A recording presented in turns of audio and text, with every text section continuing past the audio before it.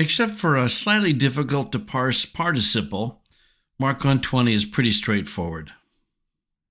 Kai euthus ekalasin autus.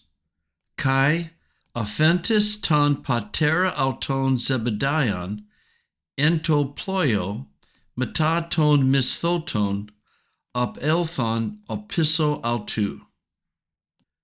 And immediately, and I've talked in the past about sometimes euthus does not necessarily mean immediately. It can mean it's the next thing, but certainly in this context, it means immediately. He called them. Now, what's unusual about this word? Well, the root, right, is kale, and then you got the augment and the aorist, right? What's unusual? What's unusual is that the epsilon doesn't lengthen. There is a class of verbs, not a lot of them, but there is a class of verbs where that contract vowel doesn't lengthen. It's covered in the morphology book. So immediately he called them, and now what's this? In these kinds of situations, what's important is that you don't tell me what you don't know, tell me what you do know. Well, off is going to be part of the verb. What else do you know? Well, there's a new tau, so you know it's an aorist active participle. It is a nominative plural masculine, and there's a vowel here.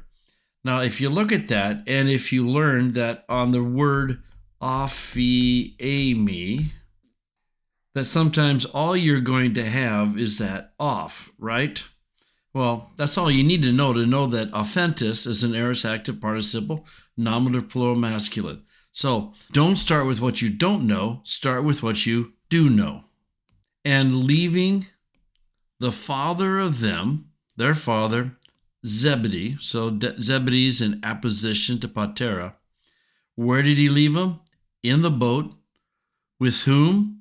With the hired help. Now we get to the actual verb, third plural from op erchomai, eris, right?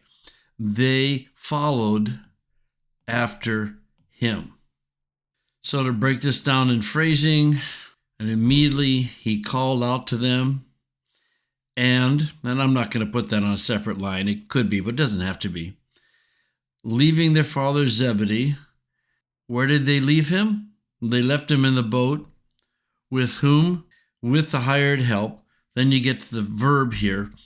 They followed after him. So you have two basic sentences here, right?